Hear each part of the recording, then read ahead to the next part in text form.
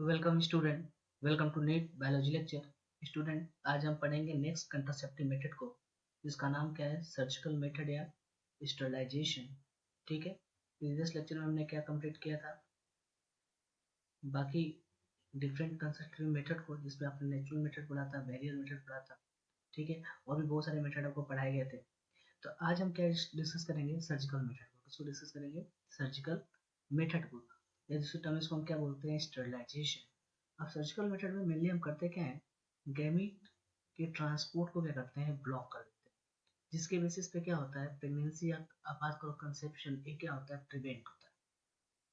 ये क्या है, वेरी इफेक्टिव प्रोसेस तो है, ये काफी इफेक्टिव प्रोसेस है, बट इसकी रिवर्सिबिलिटी क्या है, बहुत पुअर। मतलब एक बार स्टरलाइजेशन करने के बाद अदर अगर प्रेगनेंसी की बात करें या कंसीविंग की बात करें तो बहुत फ्यू या रेयर चांसेस होते हैं। ठीक है, अगर हम बात करें टाइप ऑफ सर्जिकल मेथड की, कौन कौन से मेथड है, इसमें फर्स्ट क्या है, वैसेक्टोमी, जिसमें हम वासा डिफरेंशिया को क्या करते हैं, कट करते हैं। तो मेन सर्जिकल मेथड किसके लिए है, मेल के लिए। दूसरा क्या है, ट्यूबेक्टोमी, जिसमें हम फॉलोपियन ट्यूब को कट करते हैं, तो ये किसके लिए सर्जिकल मेथड है, फीमेल के लिए। चलिए नेक्स्ट हम बात करते हैं फर्स्ट मेथड, जिसको हम क्या बोलते हैं, वैसेक्टोमी। तो वैसेक्टोमी का मतलब क्या होता है, इसमें हम करते क्या है, वासा डिफरेंशिया को क्या करते हैं, कट करते हैं। मेनली स्टरलाइजेशन प्रोसीजर किसके लिए है, मेल के लिए। किसके लिए है, मेल के लिए। इसमें हम करते क्या है, स्मॉल पार्ट जो वासा डिफरेंस का होता है उसको रिमूव कर देते हैं या उसको ट्राइड अप कर देते हैं। ठीक है, किसके थ्रू, एक स्मॉल इंसिजन करते हैं स्क्रोटम पे, वहाँ पे क्या करते हैं, फिर वहाँ से वासा डिफरेंशिया को थोड़ा से स्मॉल पार्ट को क्या करते हैं, कट करके रिमूव भी कर सकते हैं, या तो उसको क्या करते हैं, कट करके फोल्ड कर देते हैं, या उसको, उसी को हम क्या बोलते हैं, वैसेक्टोमी। जिसके बेसिस पे क्या होता है, गेमेट ट्रांसपोर्ट क्या होता है, प्रिवेंट हो जाता है, और प्रेगनेंसी को क्या करते हैं, हम प्रिवेंट कर सकते हैं। तो देखो डायग्राम में वैसेक्टोमी प्रोसेस को बताया है। यहाँ पे क्या है, वासा डिफरेंशिया को कट किया गया है, या वो सब तो ट्राइड अप करते हैं, जिसके बेसिस पे क्या होता है, गेमेट ट्रांसपोर्ट क्या होता है, ब्लॉक हो जाता है। नेक्स्ट इसके बाद हम पढ़ेंगे कुछ साइड इफेक्ट को, जो कब आते हैं, एंटी नेचुरल कंसेप्टिव मेथड को यूज करने के बाद या करने के बाद। कौन कौन से इसके साइड इफेक्ट हैं, सब में नहीं होते, कुछ पर्सन में दिखाई देते हैं। जैसे नोजिया है। सेकेंड क्या है, एब्डोमिनल पेन, एब्डोमिन में पेन मेरे होता है। ब्रेकिंग थ्रू ब्लीडिंग, नेहरू ग्रुप की ब्लीडिंग होती है। इरेगुलर मेंस्ट्रुअल ब्लीडिंग, यानी मेंस्ट्रुअल ब्लीडिंग भी क्या होती है, रेगुलर होती है। और ब्रेस्ट कैंसर के भी क्या होते हैं, चांसेस होते हैं। ठीक है, बट सब में नहीं होता, कुछ पर्सन में ऐसे सिम्टम्स देखने को मिलते हैं। नेक्स्ट इसके बाद जो हमारा टॉपिक है वो क्या है, आपका मेडिकल टर्मिनेशन ऑफ प्रेगनेंसी, या दूसरे टर्म इसको हम क्या बोलते हैं, एमटी। ठीक है, इसमें हम करते क्या है, इंटेंशनल या वॉलंटरी क्या करते हैं, टर्मिनेट करते हैं प्रेगनेंसी को बिफोर फुल फॉर्म, जब तक कि उसके ग्रो होने से पहले क्या करते हैं, प्रेगनेंसी को क्या करते हैं, टर्मिनेट कर देते हैं। तो एमटीपी होता क्या है, होता है इंटेंशनल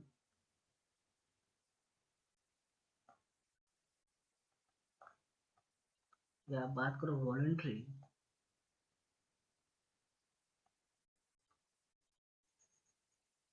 टर्मिनेशन ऑफ प्रेगनेंसी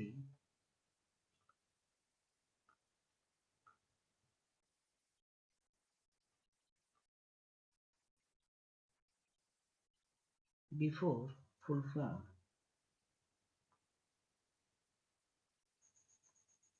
ठीक है, इसको हम दूसरे टर्म में क्या बोलते हैं, कॉल्ड एज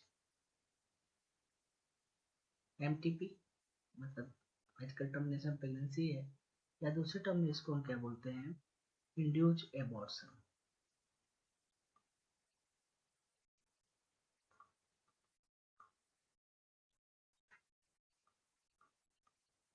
ठीक है, नेक्स्ट अगर हम एमटीपी की बात करें तो नियरली 40 टू 50 मिलियन एमटीपी पर ईयर पूरे वर्ल्ड में क्या होता है, परफॉर्म किया जाता है। ठीक है, तो nearly 40 to 50 million MTP are performed in a year in all world। ठीक है, पूरे वर्ल्ड में की अगर आप बात करें एमटीपी की, तो नियरली तो नियरली 40 to 50 मिलियन एमटीपी क्या किया जाता है, परफॉर्म किया जाता है। अगर इसकी टोटल प्रेगनेंसी के थ्रू कंपेयर करें तो 1/5 of total pregnancy in year आप बात कर सकते हो कि एमटीपी क्या किया जाता है। ठीक है, जितनी भी प्रेगनेंसी होती है जो कंसीव नहीं होती, ठीक है, वो कितना है आपका 1/5 है टोटल, अगर आप बात करें ईयर की। नेक्स्ट, इसके बाद अगर हम नेक्स्ट पॉइंट बात करें कि एमटीपी का जो लीगल है या इलीगल है, तो किस किस वे में इसको लीगलाइज किया गया एमटीपी को। ठीक है, तो अगर हम बात करें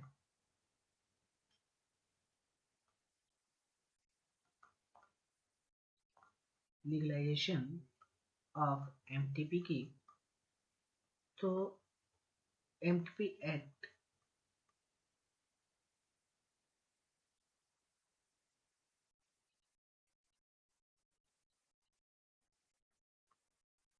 एक्ट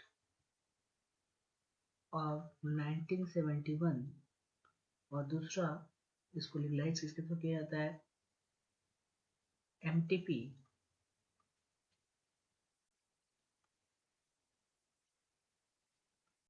अमेंडमेंट एक्ट 2017। ठीक है, इसके थ्रू क्या कहते हैं, प्रेगनेंसी को कुछ लीगल कंडीशन में क्या करते हैं, लीगलाइज कर किया गया है। ठीक है, वैसे इंडिया में सारे प्रेगनेंसी को हम बोल सकते हो कि एमटीपी के थ्रू टर्मिनेट नहीं किया जा सकता। कुछ केस है जिसके बेसिस पे कुछ एक्ट बनाया गया है। ठीक है, उसके बेसिस पे क्या करते हैं, एमटीपी प्रोसीजर किया जाता है। तो अगर हम बात करें एमटीपी का नीड किस लिए है, नीड ऑफ एमटीपी की अगर हम बात करें तो फर्स्ट क्या है आपका, gate rid of unwanted pregnancy।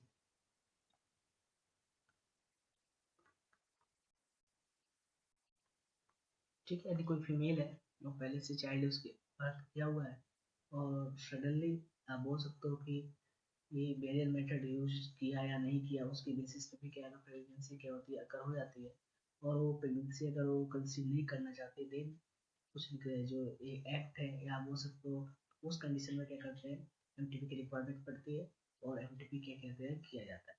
ठीक है, दूसरा क्या है आपका, सेकेंड, कि दूसरा कंडीशन, अगर कोई फीमेल प्रेग्नेंट है, ठीक है, पर जो फिटस फॉर्म हो रहा है वो किसके लिए हार्मफुल है, फॉर मदर। ठीक है, तो उस टाइम में क्या किया जाता है, उस प्रेगनेंसी को अबॉर्ट किया दिया जाता है, या आप बोल सकते हो एमटीपी प्रोसीजर से क्या किया जाता है, प्रेगनेंसी अबॉर्ट किया जाता है। थर्ड की बात करें तो अगर मान लो कोई फिटस फॉर्म हो रहा है, वो क्या है, प्रॉपर डेवलप नहीं है, प्रॉपर ऑर्गन्स फॉर्म नहीं हो रहे अकॉर्डिंग टू डेवलपमेंट मंथ। ठीक है, जैसे आपको पढ़ाया गया था, तो उस कंडीशन में भी क्या करते हैं, उस फिटस को क्या करते हैं, अबॉर्ट किया जाता है एमटीपी प्रोसेस के थ्रू। तो अगर वो हार्मफुल फॉर किसके लिए है, फिटस के लिए। ठीक है, किसके लिए हार्मफुल है, फिटस के लिए, चाइल्ड के लिए, उस कंडीशन में क्या करते हैं, एमटीपी की जरूरत पड़ती है, एमटीपी की करते हैं। ठीक है,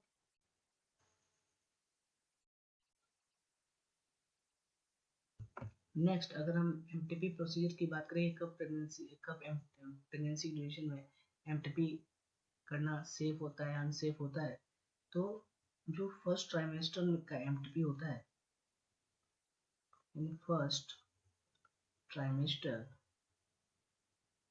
में जो एमटीपी करते हैं वो कैसा होता है, सेफ होता है। ठीक है, बट अगर आप बात करो जो सेकेंड ट्राइमेस्टर का एमटीपी होता है,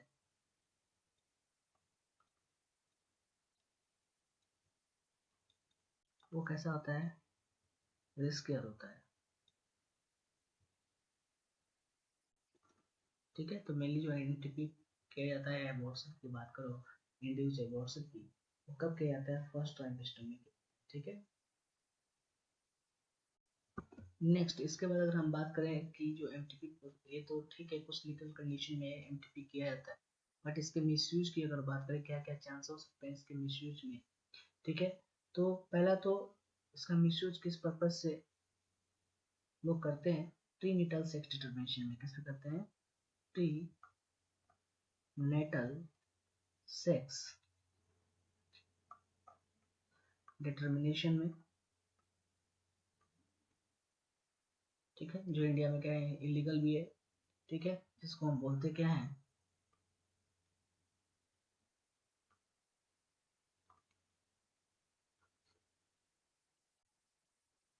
एमनियोसेंटेसिस, ठीक है। दूसरा मिसयूज क्या है, सेक्स स्पेसिफिक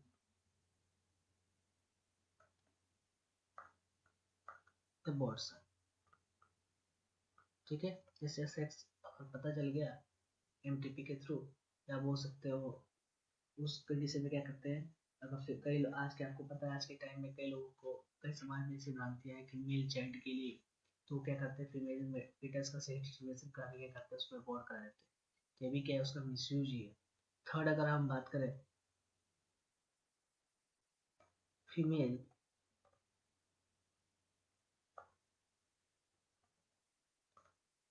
फोर्टिसाइड मतलब फीमेल अगर फीटस से आइडेंटिफाई करके उसको डिस्कार्ड करना, ये भी क्या है मिसयूज है किसका, एमटीपी का। ओवरऑल ये तीनों चीज मिसयूज के पर्पज से अगर एमटीपी प्रोसीजर को यूज करके करते हैं, और इंडिया में इसको इलीगल किया गया है और वो हर हॉस्पिटल लेबोरेटरी में पर्टिकुलरली मैसेज या बोल सकते हो कि ऑलरेडी गवर्नमेंट डॉक्टर्स को बोलती है कि डायरेक्टली जो भी हैं प्रेग्नेंट या बहुत से कपल उनको इस चीज़ की जानकारी देना ये इलीगल होता है, और डॉक्टर जो इसको करता है उसको भी कई सारे क्या बोलते हैं नॉन अवेलेबल जेल है इसके लिए। तो इंडिया में क्या है इलीगल है, ठीक है, बट फिर भी कई लोग इसका मिसयूज करते हैं, जब पकड़े जाते हैं तो उनको सजा मिलती है।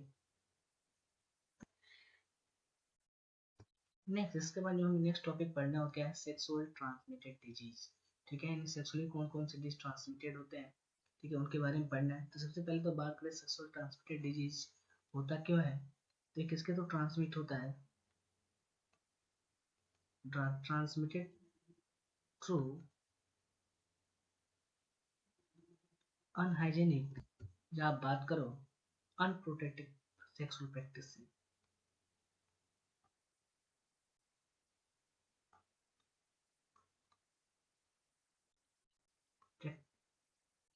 सेक्सुअल प्रैक्टिस, ठीक है। इसको दूसरे टर्म में हम क्या बोलते हैं, वेनरियल डिजीज, वेनरियल डिजीज, इसको शॉर्ट फॉर्म में क्या बोलते हैं, बीडी। अगर इसके मेन विक्टिम की बात की जाए, ठीक है, इसके जो मेन विक्टिम होते हैं कौन कौन होते हैं, मेनली होते हैं 15 to 24 एज के जो पर्सन है, उनमें ज़्यादा देखा गया सेक्सुअल ट्रांसमिटेड डिजीज को स्प्रेड होना, ठीक है। अगर वो प्रॉपर अनप्रोटेक्टेड सेक्सुअल प्रैक्टिस या बात करो कि अनहाइजीनिक एक वो तरीके से क्या सेक्सुअल प्रैक्टिस वगैरह करते हैं, तो उनको सेक्सुअल ट्रांसमिटेड डिजीज होने के ज़्यादा चांसेस होते हैं, ठीक है। चलिए नेक्स्ट सेक्सुअल ट्रांसमिटेड डिजीज में अगर मेटा स्प्रेडिंग की बात करें कि कैसे स्प्रेड होता है, तो मेनली क्या है, फर्स्ट तो यही है अनप्रोटेक्टेड सेक्सुअल प्रैक्टिस, सेकेंड क्या हो सकता है स्प्रेड होने का तरीका, इंजेक्शन ऑफ निडल्स,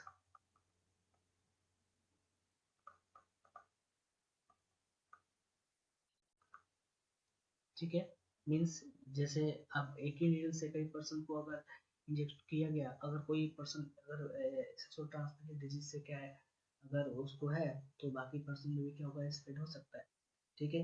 ये हो जाता था एडोलेसेंस में, कई पर्सन ड्रग यूज वाले केस में भी क्या होते रहते हैं, तो एक नीडल वगैरह से क्या करते हैं दूसरे पर्सन को क्या करते हैं इंजेक्ट करते हैं, जिससे क्या होता है अगर किसी को भी एक सेक्सुअल ट्रांसमिटेड डिजीज है तो बाकी को भी स्प्रेड हो सकता है।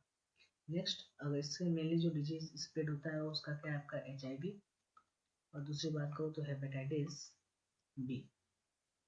दूसरा है नेक्स्ट जो ट्रांसमिटेड या बोल सकते हो वो स्प्रेडिंग का जो मेथड है वो क्या है आपका ब्लड ट्रांसफ्यूजन। अगर ब्लड ट्रांसफ्यूजन भी प्रॉपर चेकअप करके नहीं किया गया सिर्फ ट्रांसमिटेड डिजीज के लिए, तो भी हो सकता है कि ब्लड ट्रांसफ्यूजन के थ्रू क्या हो सकता है, ये सिर्फ ट्रांसमिटेड डिजीज स्प्रेड हो सकते हैं। नेक्स्ट क्या होता है प्लेसेंटा एंड ब्रेस्ट मिल्क के थ्रू। अगर कोई मदर है उसको अगर सिर्फ ट्रांसमिटेड डिजीज है तो उसके प्लेसेंटा या बोल सकते हो ब्रेस्ट मिल्क के थ्रू भी क्या हो सकता है उसके चाइल्ड में ये स्प्रेड हो सकता है।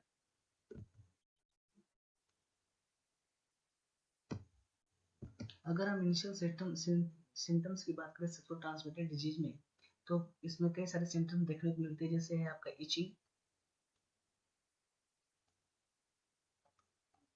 नेक्स्ट अगर बात करो और क्या सिम्टम देखने को मिलता है, तो फ्लूइड डिस्चार्ज होता है जेनिटल ऑर्गन से। नेक्स्ट बात करें तो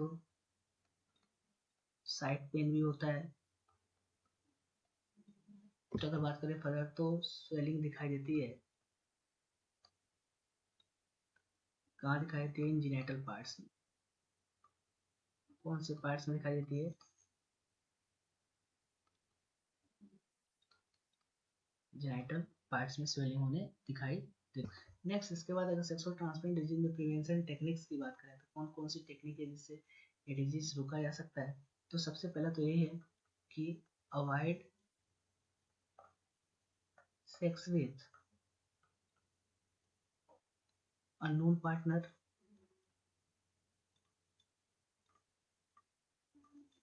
या आप बोल सकते हो मल्टीपल पार्टनर।